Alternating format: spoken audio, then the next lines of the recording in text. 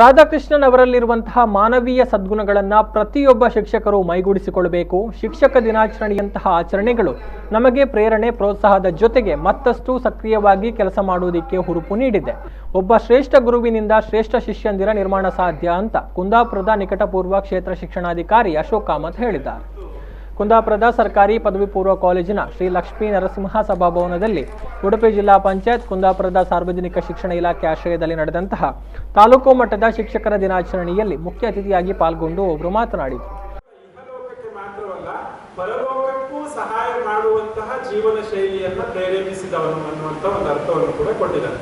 ಅಂದ್ರೆ ಕೇವಲ ಅಂದ್ರೆ ನಾವು ಇವತ್ತಿನ ಲೌಕಿಕ ಜಗತ್ತಿಗೆ ಮಾತ್ರ ಅಲ್ಲ, ಪಾರಮಾರ್ಥಿಕ ಜಗತ್ತಿನಲ್ಲೂ ಕೂಡ ನಾವು ಒಂದು ಸ್ಥಾನವನ್ನ ಪಡಿಬೇಕಾದ್ರೆ ನಮ್ಗೆ ಮಾರ್ಗದರ್ಶನವನ್ನ ಕೊಡುವವನನ್ನ ನಾವು ಗುರು ಅಂತ ಹೇಳ್ತೇವೆ. ಆ ಗುರುವಿನ ಗುಲಾಮನಾಗುವ ತನಕ ದೊರೆಯದನ್ನ ಮುಕುತಿ ಅಂತ ಹೇಳಿ ಪುರಂದರದಾಸರು ಹೇಳಿದ್ದಾರೆ. ಹಾಗಾಗಿ ನಾವಿವತ್ತು ಶಿಕ್ಷಕರ ಹಂತದಲ್ಲಿರ್ಬೋದು, ಅಧ್ಯಾಪಕರ ಹಂತದಲ್ಲಿರ್ಬೋದು, ನಾವು ಪದೋನ್ನತಿಯನ್ನ ಪಡೆದು ಆಚಾರ್ಯ ಹಂತಕ್ಕೆ, ಗುರು ಹಂತಕ್ಕೆ ತಲುಪಬೇಕಾಗಿದೆ. ಇದು ಬೇರೆ ಕಡೆಯ ಯಾವುದೋ ಡಿಗ್ರಿಗಳಿಂದ, ಟಿ ಎಕ್ಸಾಮ್ಗಳಿಂದ ಆಗುವಂತ ಕೆಲಸ ಅಲ್ಲ.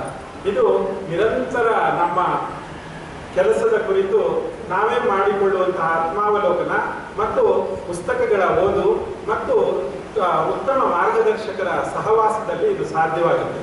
ಆ ಥರದ ಮೇಲ್ಮುಖ ಚಲನೆಗೆ ಒಂದು ಪ್ರೇರಣೆಯನ್ನ ಕೊಡುವಂತ ಕೆಲಸ ಶಿಕ್ಷಕ ದಿನಾಚರಣೆ ಈ ಸಂದರ್ಭದಲ್ಲಿ ನಮ್ಮೆಲ್ಲರಲ್ಲಿ ಆಗಬೇಕು ಅನ್ನೋದು ಈ ಕಾರ್ಯಕ್ರಮದ ಮುಖ್ಯ ಉದ್ದೇಶವಾಗಿದೆ. ಈ ಸಂದರ್ಭದಲ್ಲಿ ಪ್ರಸ್ತುತ ಶೈಕ್ಷಣಿಕ ಸಾಲಿನಲ್ಲಿ ನಿವೃತ್ತಿಯಾದ ಶಿಕ್ಷಕರನ್ನ ಸನ್ಮಾನಿಸಲಾಯಿತು.